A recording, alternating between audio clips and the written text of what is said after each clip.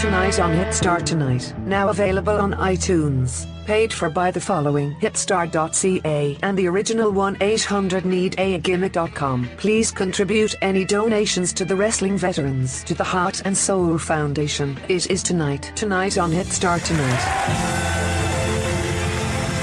Yeah, I like the ones that don't want to see you after, you know? Wednesday, August 16th, 2017. Jay, I know you don't know this guy, but there's this guy from Montreal who is running. And what heats me the most is that he's training all these kids in IWS now. And a majority of Montreal, because it's slim pickings there. I mean, you got this ginger kid who's terribly not in any shape, looking to have any respect to be or look like a wrestler.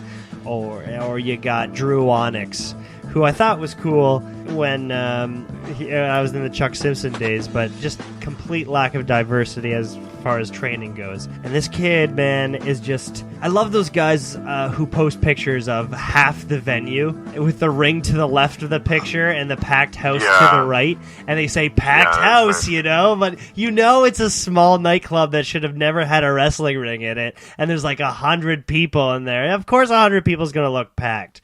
I mean, the smart ones are going to know to the left of that picture is the stage, nowhere for anyone else to sit. You take a picture of a packed this is where crowd. our band stands on the stage. There's no room here. There's still nothing over 100, and you write a status about hard work pays off, big crowd, moving on up. You can feel accomplished, of course, but how about keeping it to yourself? Because are you running every month? Are these draws are they consistent? Are they growing bigger? Are you moving yourself up like Smashes and selling out better and bigger venues? Or do you just sell enough tickets to pay off the Young Bucks, fill the rest of this show with $20 wrestlers, invite 30 of your friends for free, and the rest will pay off the ring and short the rest of the boys? Did you break even? I thought so. Regularity, my man. Consistency. One show does not mean a thing because with insurance out the window, Ken Hayashi, rest in peace, and pointless, you don't need money or success to run a show in the first place. Anyone can do it. Alright? The rock pile is just a fucking cesspool. So how are you doing in the long run? It's terrible. This guy, he looks like a GoobTube. And I won't say it, but now that he's blocked me on Facebook because he doesn't like me trolling him, and I do it very indirectly. He doesn't know what a point I'm trying to make, and that's exactly what trolling is. Are you talking about Jeff Goodrich? He looks like if Jeff Goodrich were a wrestler, and I think that's where my heat comes from. But he posts this, and he's like, "Hey, pro wrestling, can we cut it out with the 'this isn't realistic', lack of psychology, grandstanding? We're grown-ass adults in tight, colorful spandex play fighting. It's a work. The Irish whip exposed the business years ago. We get it. Let's move on and have fun again, yeah?" This is a guy who's training students who actually aspire to take this seriously. And this is a kid who looks like a joke saying it's a joke. I mean, Jay, we already know Montreal, yes, there are some great people that have come out of there, and they're still actively in there. But now where are they, man? Well, this is the exact problem, is lately with the Montreal scene, you've lost Kevin Owens, you lost Sami Zayn, there's been a void there.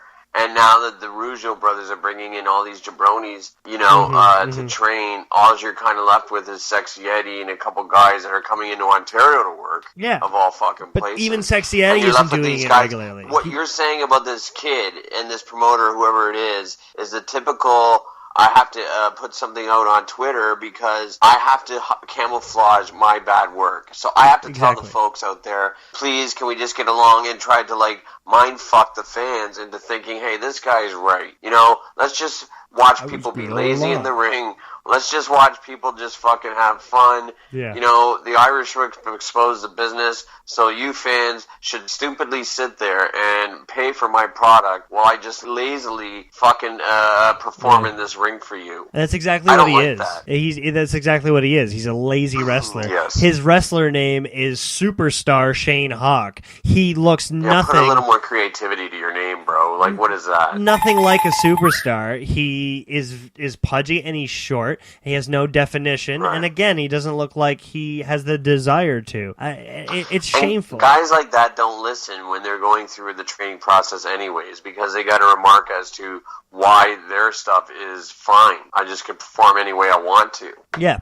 You know what I mean? He's probably just like Acacia, who trained with Super Kicked for 2 months and then claimed to be a wrestler after, like Vanessa Douglas and all those goobs. And it's terrible because he probably just learned, watch the rest on YouTube because he won't even have the dignity to buy the WWE Network. Yeah, well, the difference is that chick got signed and this kid ain't going anywhere. Well, I mean, again, I don't want to put Montreal down. Now they got Speedball, Velvet Jones, Bucks Belmar. I mean, those guys, Viking and Phantom, who blew his knee, unfortunately. Yeah. Sorry, bro, but Frankie the Mobster. None of them associate... Yeah, exactly. But none of them associate themselves with this IWS. Maybe they'll work a couple of his shows, but this kid is really making wrestling look humorous and just have absolutely no credibility. He is essentially expressing that no one should be taking it seriously, admits it's a work, admits it's fake, and it's really just demeaning the product. Expose it all you want. You seem cool online, so you can sell more than 100 tickets, but he has no respect for wrestling, and you ought to be ashamed of yourself. And shout-outs to a couple of my friends that just did the IWS show, the Young Bucks. Shout-outs, bros. Another one of those cases, like, this is a passion. This is a hobby. Some people work full-time. Like, how do you think Diener and Tyson feel watching these kids just come in, swooping up another $20 and taking away from their pay, when these kids were just trained for 2 months? How do you think they feel? I mean, I don't know. I think they get fed up, honestly. But, I need to bring up another issue that is along the same vein as this. Yeah. Is I want to talk about the rock pile you brought up earlier and the takeover of the rock pile with the CWO coming in to the big takeover. Yeah. Their show is coming up Saturday. Now, I've had the promoter, Davin Christensen, copy and paste the same thing that he writes to you about keep his name out of his mouth. Yeah. But I started to reflect and think of why a promoter would not want me to promote his show, because who else is going to promote for him other than this platform? It's not like you're going to be on Live Audio Wrestling promoting your CWO product, okay? And it's like this promoter, this is something that I'm talking about along the same vein as what you're talking about with this guy. Now this promoter does not want me to talk about his show, but also is posting that he needs cameramen and everything for the weekend. Yeah. And I'm starting to think, and I've noticed a lot of these promoters are now starting to invest in cameras and shit. Meanwhile, we can't get any food backstage. Yeah. Right. And I'm just want the promoters to understand, we don't need to put every single thing on film and YouTube, every single show that we do, and put it out online. Like, I'd rather eat when I'm at the show and rather be treated like, you got to start feeding the boys. But we need a YouTube channel first. Like, why are we begging for cameramen for, and you're going to make your guys starve? Well, it shows that I don't like. He also has no contacts. He doesn't know anybody he can privately message and say, hey, man, can you come by? Because he blew all those contacts with Death Proof. This is another one of those kids. And the thing that I want to bring up for these young promoters coming in, it's like I've run a few shows before, you've run a few shows before. We try to offer advice. Diener, like you're saying, is always on Dear Young Boys. Well, dear young promoters, we don't necessarily need you to go out and buy $1,000 of cameras. Like, you just get the curtain up. Fuck taping the show. Why tape the show anyways? Who cares about that shit? First off, make your show look respectable. Make it look like you put some money into the curtain and taking away from those shitty, dingy walls at the rock pile. Work on that. Yeah. Jay, it's all about these, I hate to say it, these snowflakes. Jay, this is a passion. People have a respect to this to the point where it's a full-time job. They take it seriously. And this has nothing to do with gender politics or who you voted for and how sensitive of a subject that is in the world right now. This is professional wrestling. If somebody tells you that you suck and what you're doing is wrong, now people get so offended they'll just block you and say, oh, don't do it, you're being mean. But you know what? Why doesn't that motivate you to do better? So people stop talking shit about you.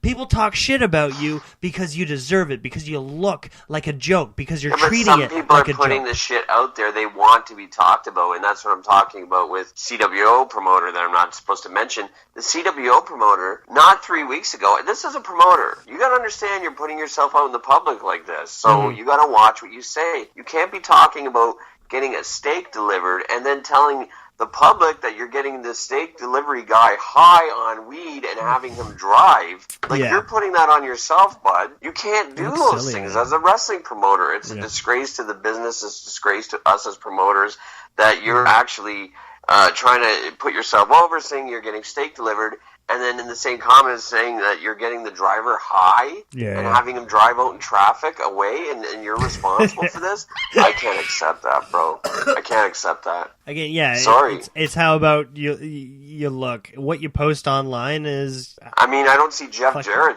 writing that stuff about Global Force, that he's getting his fucking delivery guys stoned and like leaving the parking lot at Universal. Like, what is this? You can't do those things. No, it's a story Stop for it. the back, and I hate to say I, it, but I don't want to talk about it too much. He doesn't like to be talked about, so I worry. I just, public awareness. I mean, if you're going to send your driver home high, you're going to send anybody. Anyways, I'm sorry. I worry that we've reached a point where Ontario indie wrestling has died. There's no definition for what a pro wrestler looked like. Back then, I mean, when we were with Neo, all those guys were just in the gym constantly because they wanted that Impact contract. They wanted to get jacked. And now Ontario is bringing in Shakara guys because everyone around here lacks a serious amount of charisma and diversity of characters. I mean, we're all generic wrestlers who wear black. The most booked wrestlers right now in Ontario run a podcast, and the first match of the poorest physique